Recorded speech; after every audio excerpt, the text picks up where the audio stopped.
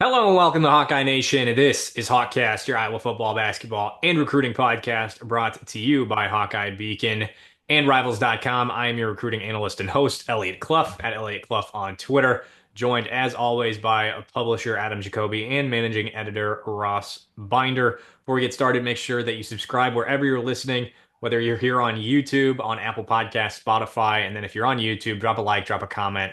Let us know your final score predictions for this one, Iowa and Missouri. Of course, we'll give you more details, so maybe stick around for that. But Iowa taking on number 19, Missouri in the TransPerfect Music City Bowl here in Nashville. Yes, I am here, different scenery, with a big Murphy bed behind me. But yes, at my Airbnb here in Nashville. The game happening on Monday at 1:30. Do we know what is it on, like Fox or Fox Sports or ESPN, or do we know? I don't know. Uh, Oh, ESPN. ESPN. there you go. Cool. Well, Iowa going through bowl prep right now. Of course, you can follow along all that coverage with us at Hawkeye Beacon. But I think the main thing we really got to talk about to start for this one regarding Iowa is who they're not going to have. Obviously, Caleb Johnson, we knew he wasn't going to be out for a while. We knew he was going to be out for a while. Logan Jones now with a cast on his right hand. Tyler Ellsbury stepping in for him. Of course, Jamari Harris out. And Brendan Sullivan sets a start again for the first time since UCLA. So, different looking team with some key pieces missing. Ross, what do you think about all these pieces? I mean, especially like Logan Jones. We just found out about that today. I was just a hair late to get into Nashville before I could see the cast on Logan, but I'll be seeing it tomorrow at practice availability. Ross, thoughts on that? Because that's the big news right now. Yeah, I mean, you never like to lose a starting offensive lineman, especially one with as much experience as Logan Jones, and especially the center, since he's critical for that snap exchange. So that is definitely that's going to hurt. But I think Iowa is overall pretty well positioned to weather that loss because they have a ready-made replacement in Tyler Ellsbury, who has a lot of experience himself. Well, not a lot of experience. He's been in the program a long time. He's got some decent game experience. He has started a couple games this year, and he's produced. He's performed well when he's been called on. He's super motivated. Obviously, he's a fifth-year senior. This is his last game, so I think there are worse situations Iowa could be in looking to replace a guy like Logan Jones. Like, they could be having to turn to like a true freshman or a redshirt freshman that's played very little. And they've got a guy in Ellsbury who's a really good program guy who I think will, I think that's going to help them weather that blow reasonably well. The biggest absence to me is the one we've known about the longest, which is Caleb Johnson. I mean, I don't think we can, beat around the bush there. Like, he was Iowa's offensive MVP this year, and now he's obviously not available. So, it's going to take a lot to replace what he brought to this offense. Adam, what are you seeing in terms of the absences department? Yeah, I think the fact that excuse me, Brendan Sullivan spent so much time as QB2 in this offense meant that, as a replacement center goes, he's probably had as many practice snaps with Tyler Ellsbury as he has with Logan Jones. So I don't think that there's going to be much, if any, drop off in terms of any sort of cadence or rapport or whatever you call the relationship where your hand is on another man's backside, 80 to 90 times an afternoon. I don't know what you call that, but I think that they've got that familiarity with each other. So Iowa should be able to handle that. And obviously, every time we've talked to opposing or not opposing, fellow offensive linemen about Tyler Ellsbury, their praise is universal. And one of the primary things that they praise about him is his work ethic, his preparation, and his ability to step into situations exactly like this. So Iowa really could not be better set up for losing a Logan Jones, as much as they don't want to do that, than they are right now. So I think that like you said, Ross, the impact from that is probably going to be minimal, especially when we're talking about a Mizzou defense that has been all right at rush defense. They give up about 133 yards a game. Decent. It wouldn't be a parade to the end zone, presumably, but this is not a situation where somebody like Ellsbury is going to be horrifically overmatched or in for the challenge of his life.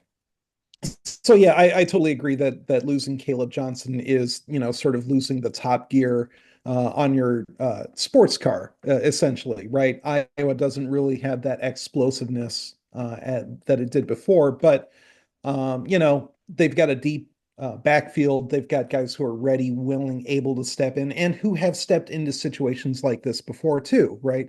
There's starting experience with Moulton. There's starting experience with Patterson. So uh, this is another situation where they are not sort of flying blind to into this situation with the guys that they do have available. So it's not only next man in, it's this old guy in for the Hawkeyes, especially on offense. That's right. You're not missing, like, say, and I mean, I was going to say Connor Colby, but in that case, you'd get like a Cade Peeper in there, who's a young guy that's had some experience. And that's just a testament to the development and the depth on this roster. Looking at Ellsbury, I mean, Ross, I know you said he doesn't have a ton of experience, but don't sell him short. 49 games. He played in 49 games, 5 starts. Two starts this year. He was really big, and I remember Northwestern last year came in and played a few games in a row with Logan hurt, and he was good. There were moments where we were saying, "Is Ellsbury better than Logan Jones?" So to have him in and what like the way Mason Richmond described it today, I think is pretty solid in that it's a silver lining in that Ellsbury gets to play his final game at Iowa, and play the entirety of the game, even though Logan's out, presumably going to be out. He's got that cast on his right hand, right wrist. So, and we haven't. Have you guys? Well, I guess Adam, have you talked to Tyler Ellsbury? I've never talked to the guy. I don't believe I could even pick him out of a lineup. And I don't mean Okay. that as any disrespect. It's just a matter of I can't remember if he's ever been made available to us. I don't think he has. I don't think he has. And I think he's one of those guys where if he was able to get that extra year of eligibility, he really would have benefited from it with COVID and everything.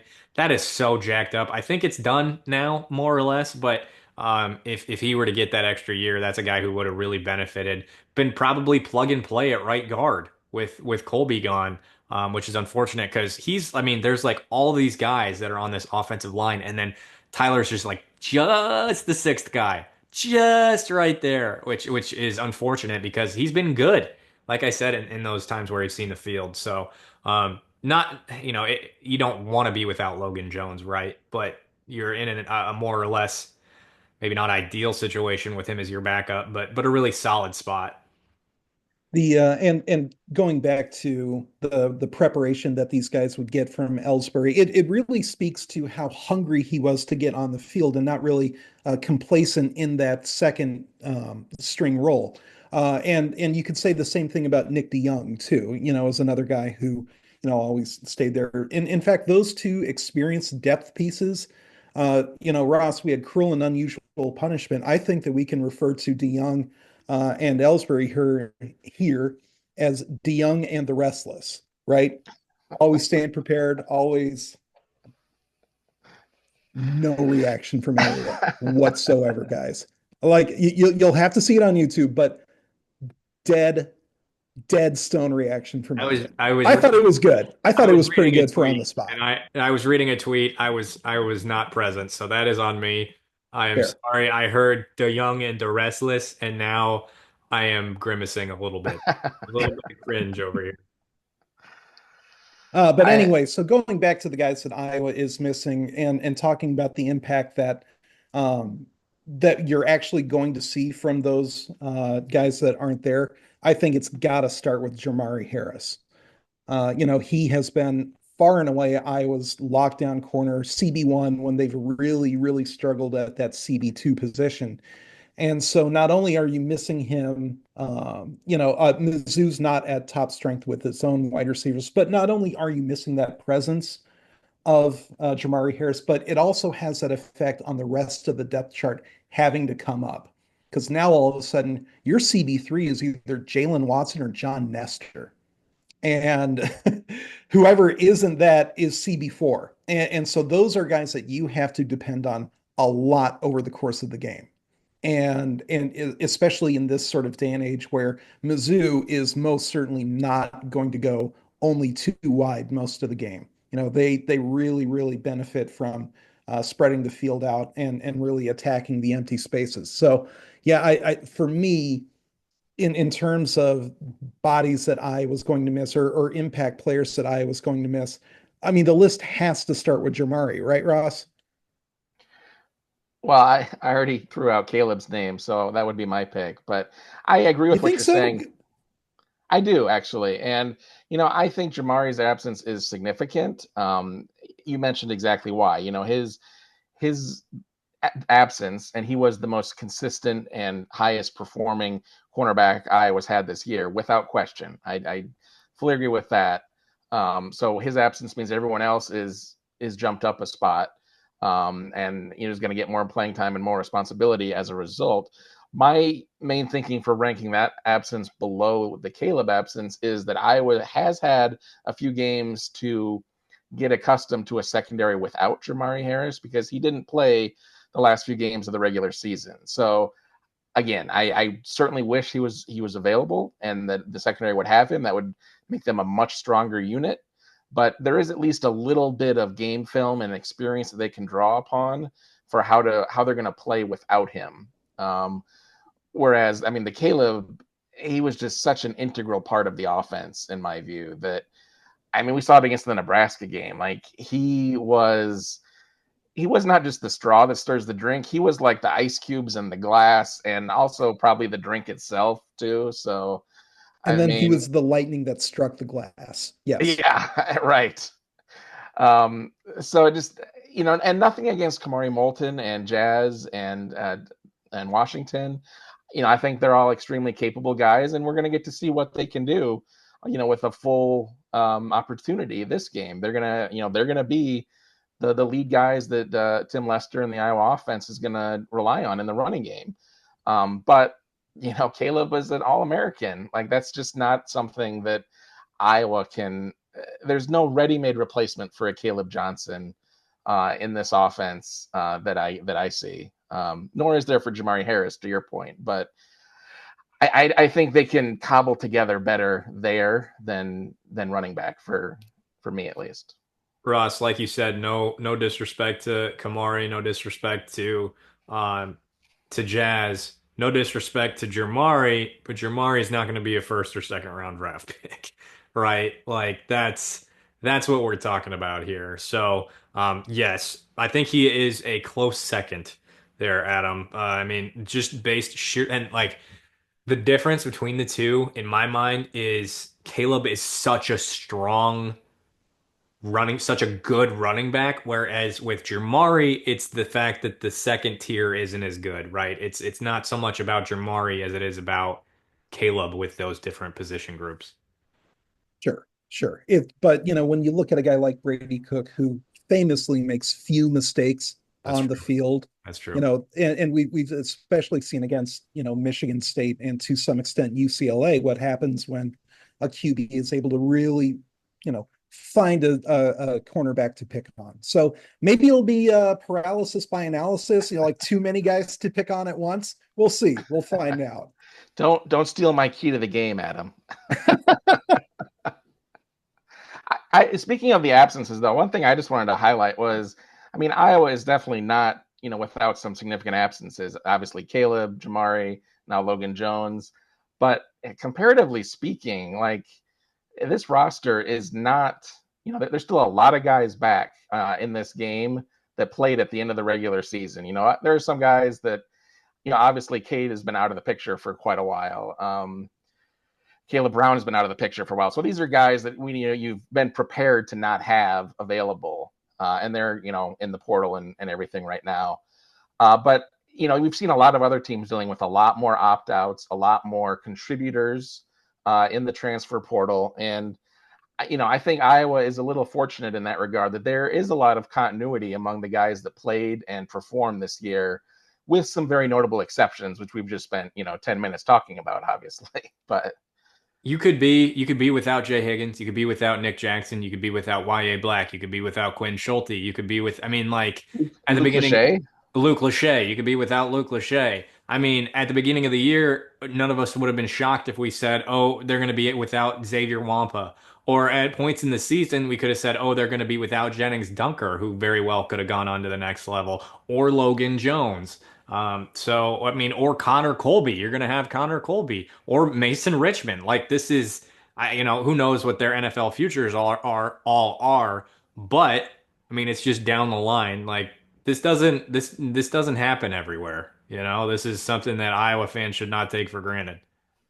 Yeah, especially when you consider that about half those names that you listed are guys that, exercise COVID years to even be on the roster in the first place, right? It's a significant cultural shift from what we see at other I we'll call them football programs that claim to aspire higher than Iowa, ones that might be about 3 hours west or so, give or take, tossing darts hypothetically. But yeah, you absolutely see that difference in the Iowa locker room, in that program, and how they retain these guys and really get them to buy into something bigger than, what the next NIL check's going to be. Exactly. Now, talking of bowl prep, I think we talked about this last week, so we really don't have to get into it too much. But Hank Brown, Jimmy Sullivan at practice today. That's, I think, pretty underrated. I think it's been established here on this podcast that I'm a big fan of Jimmy Sullivan. Him getting in for bowl prep is huge. That way, he's not drinking out of a fire hose as much. It'll come spring already on campus, already getting to know the guys. He's joining Hank Brown, who's started games in the SEC. I think it's really big. I think it's an opportunity for both of them to ingratiate themselves on the roster. Um, yeah, I mean, I don't really have a ton else to say about it, but I'm impressed, honestly, with I'm impressed with who Jimmy is in my opportunities to talk with him.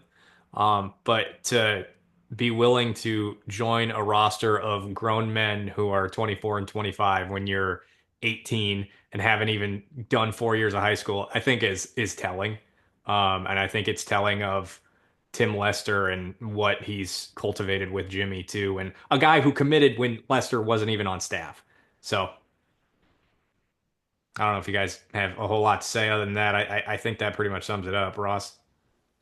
I was just going to say, total agreement. I think, the fact that Iowa gets to do anything at all with Brown and Sullivan for bowl prep is a huge plus. Just there's no downside to that. Anything they can gain now before they head into spring practice is, it's only going to help them and, help the Iowa offense, I think. So that's a really small thing, but a positive thing for the future, no doubt.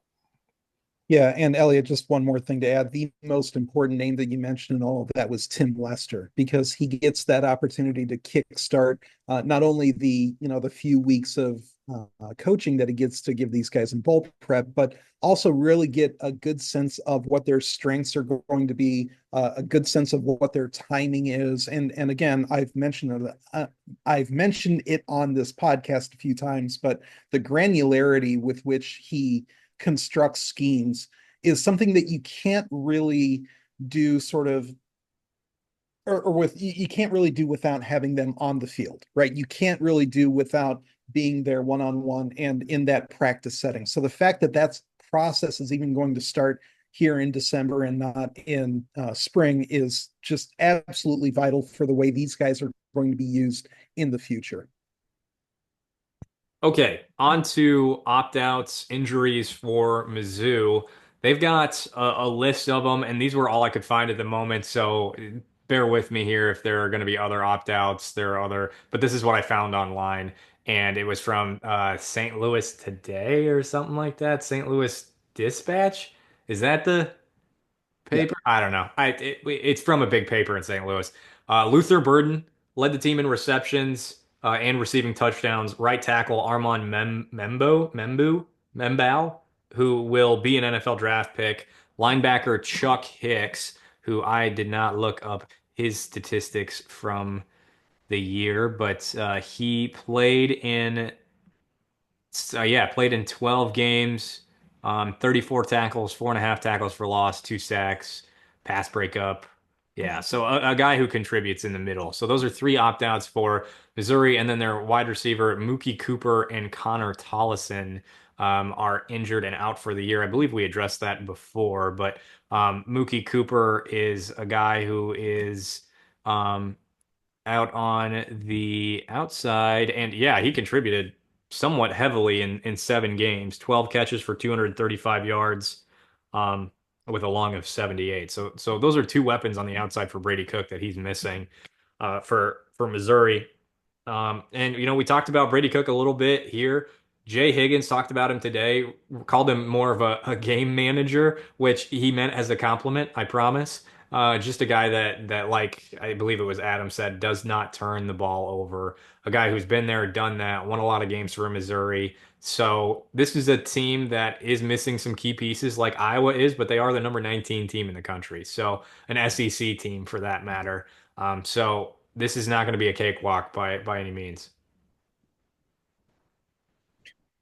No, not at all. And I think the way that Jay meant that was that Brady Cook is not just very athletic, he is also a game manager. And again, like you said, Elliot, that he meant it more positively than the term is, but I really need to emphasize for people who aren't familiar with Brady Cook, he is a dangerous, dangerous runner on par with what we saw from Aiden Childs at MSU. And so much of it is just his comfort and familiarity with those pocket and scramble situations. And a big part of that, too, is the fact that Mizzou likes to move that pocket for him.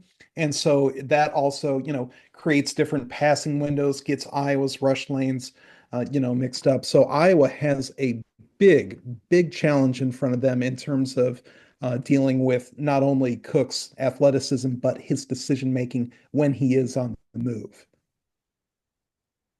This is a guy who I think, what we've said before on the podcast. I can't remember who it was in reference to, but something that I've said before is if you looked at a guy like Brady Cook, from an Iowa vantage point, right now he's SEC quarterback, guy who's considered a game manager, guy who can run the ball, not somebody that strikes fear into your soul, if you will, if you're the defense, but also a guy that if Iowa were to land him in the transfer portal, he'd be the savior, right? So that's what we're talking about here. A guy that is good. He's a good football player. Not going to exactly set the world on fire, but he did enough to where fans would be like, "Oh my God!" Let's be like Bo Pribula times 10, probably. Oh, yeah, yeah. He is, Bo Pribula is Brady Cook light. Okay, Ross, do you have anything to say about Missouri before we get to our keys or quarterback situation, opt-outs, anything like that? You are muted, by the way. Thank you. I am muted. Um, I was just Ross hasn't been talking much. no, I was just checking the other opt-outs and injury issues for them, and I mean those are you went over the big ones. They have a few other guys injured, but they're kind of further down the depth chart or opting out, and further down the depth chart, so they haven't been heavy contributors. But yeah, I think they still have the quarterback who, as you noted, is very good. The quarterback Brady Cook, whose name I definitely did not forget for 10 seconds there. Um, so yeah, let's just roll into our keys. Oh, Segue. we are really good podcasters, you guys. Reason you turn in every week. We are So, very smooth. one thing we each are watching for this game, and I'll go ahead and go first, And to me, it'd be easy to say the run game. Obviously, missing Caleb Johnson, talking about Kamari Moulton getting a bunch of snaps, Jazz Patterson in there. Are we going to see Xavier Williams? Are we going to see Brevin Dahl in that running back rotation? Which, if you're a premium subscriber, you know a little bit more about that than others. But to me, it's the pass game and what Brendan Sullivan has been able to do or did during the season and what he can do now. From what we've been told, he's 100%. No issues with that left ankle that he sprained against UCLA. And when it comes to the passing game, will it be good enough to complement what Kamari and Jazz and company do on the ground. And this is kind of a trial period for Iowa fans. Like if Sully goes out there and finishes 17 of 20 for 200 plus yards and 2 touchdowns, is anybody going to be clamoring for somebody in the portal? That's not a Debbie Downer, you know? I mean, I'm of the mind that I still think they should get a quarterback. Sully changed my mind, man. Like you have an opportunity here. You have an opportunity to use your legs. You have an opportunity to earn the trust of the guys around him. Not that he doesn't have it. I mean, he started and played better than Cade for several games there. So it's an opportunity to earn the vote of the fan base, if you will. And I'm really intrigued by that. That's something that I'm going to be watching super closely. For Sully and how he does and how he manages the game against a SEC defense. I completely agree, Eliot. And actually, you read up the our outline for these, and so you get first crack at the keys. So you grab this one. But if you hadn't, I was going to definitely talk about this because I also think the passing game on offense is really critical for Iowa in this game. They've obviously been a run first team, run centric team this year, and that worked pretty great most of the time because Caleb Johnson was again a consensus All-American and had one of the best seasons a running back has ever had at Iowa, the best ever in terms of touchdowns. And he was just a magnet for the end zone. And, hopefully Jazz and Kamari step in and, there's a very seamless transition and, they run for, 170, 200 yards on Monday and, 2 or 3 touchdowns and everything is, perfect. And there's no, Adam's dancing. I don't know if you can see that, but, it's chips and salsa time. But, there's also a very real possibility that it's, a little bit more of a struggle in the run game without Caleb and that they're just not getting that, big play spark that Caleb so often provided this season. And if that's the case, the offense is going to need more from Brendan Sullivan and the receivers and the tight ends and just the passing game as a whole.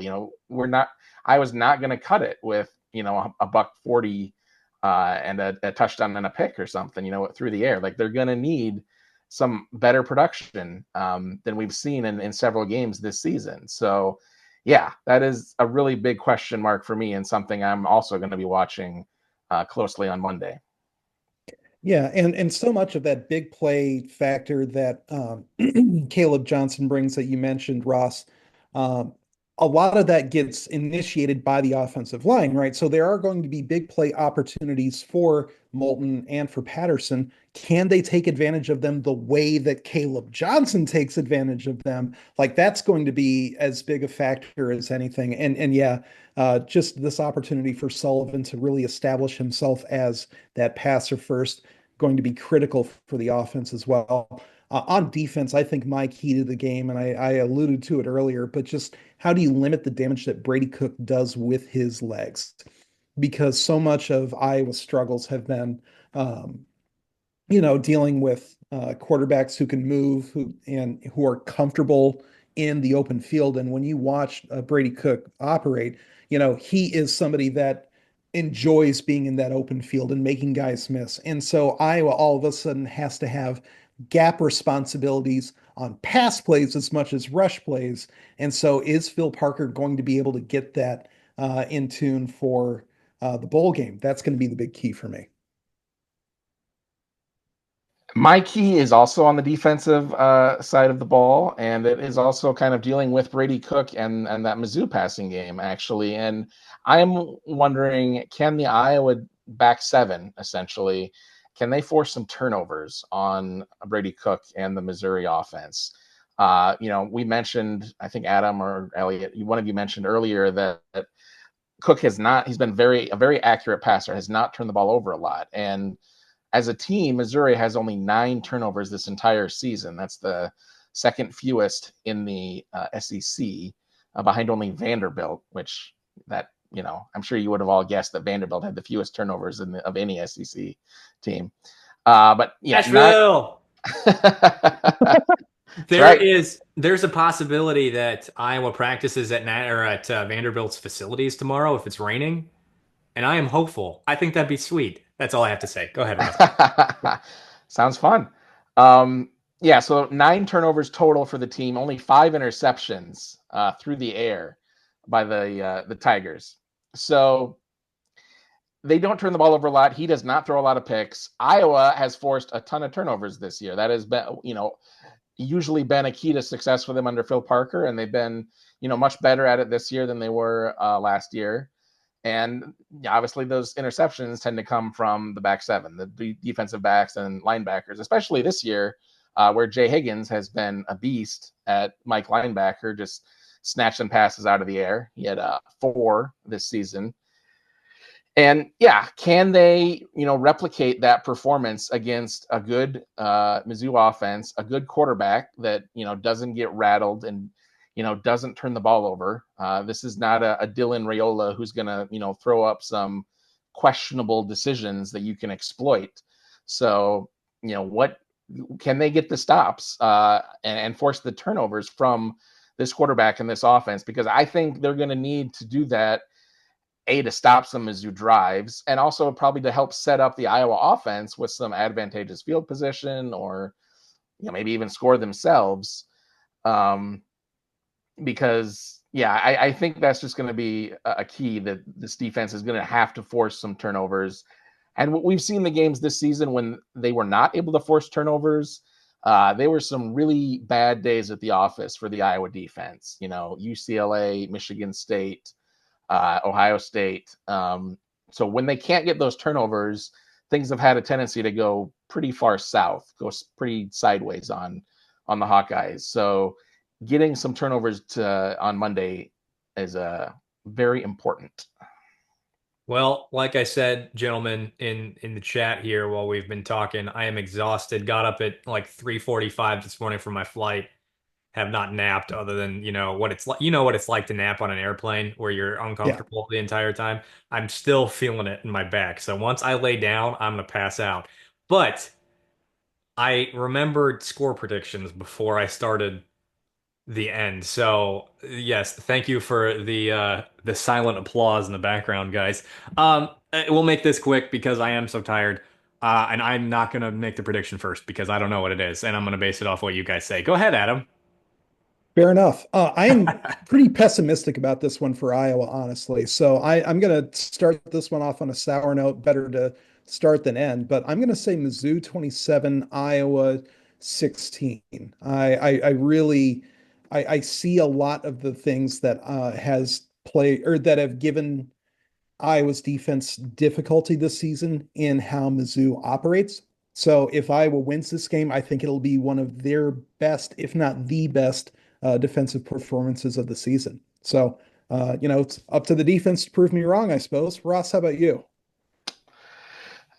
Great point. I I am going 17-14 Iowa. And I think they do get one of those great defensive performances that you just alluded to. And I'm going with that. Like, I think this is a last rodeo game for a lot of guys. There's a lot of 5th and 6th year guys on this team.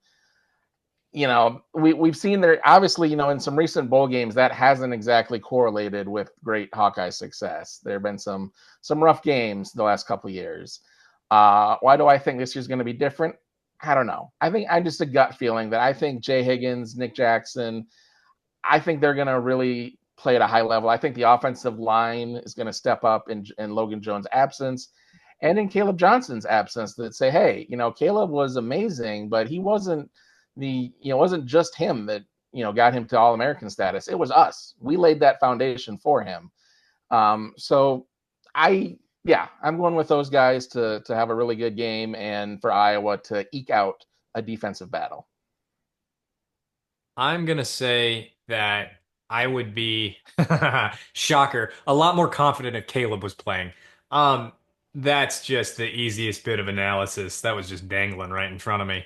But I would be a lot more confident in ability and Iowa's ability to score the football on, one of those big random plays like he made against Nebraska, to take this win against a good SEC team that lost to other really good SEC teams this year. And so I do think it comes down to the fact that this is different than the UCLA loss, the Michigan State loss, assuming I think you can gather where I'm going to go with this. Is that Iowa was expected to win both of those games by all of us. I think it was across the board. We thought it was going to be blowouts in both of Oh those yeah, games. yeah. So, and then those quarterbacks, Aiden Childs, I don't even remember the UCLA quarterback's name, Ethan Garber, came out Yes. and yeah, and shredded the Iowa defense. And this time it's a senior who's won a lot of games. Eli Drinkwitz is a good coach. I think I'm the deal breaker or the tiebreaker and rolling with Adam here. I think the Hawk or excuse me. Oh, I almost ruined it for myself. I think the Tigers win. Oh boy. 24-16. I'll say that. 24-16. Tigers win in the Music City Bowl. I almost said the Motor City Bowl. Is that even a bowl I, game?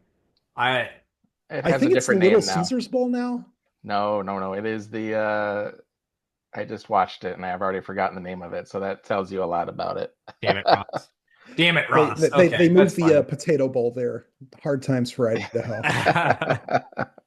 All right, guys, we will wrap it up here. We appreciate you tuning in to this episode of HawkCast. Don't forget, before you get out of here, drop that like and comment there on YouTube. What is your final score prediction for Iowa versus Missouri in the Music City Bowl? Drop a like, drop a comment, like I said. Subscribe whether you're listening on Apple Podcasts, Spotify. Leave that rate and review. It helps us out a lot. If you want to be privy to premium content, do that today. Sign up with us, iowa.rivals.com/subscribe. We got recruiting, we got bowl intel, we got prep intel. I'm, of course, here in Nashville, going to be covering stuff. And you can follow along with me at Eliot Clough we on got Twitter. we still got the transfer portal too. Oh yeah, plenty more time to go on the portal, and of course we're following along with that. Sam Phillips, I talked with him the other day, the Chattanooga receiver. You can check that out for premium content there at iowa.rivals.com. Appreciate the heads up, Ross, and that's for you, folks who are listening and watching here with us. Once again, folks, I am Eliot Clough at Eliot Clough on Twitter, joined by Adam Jacoby and Ross Binder. And for now, we see you next time.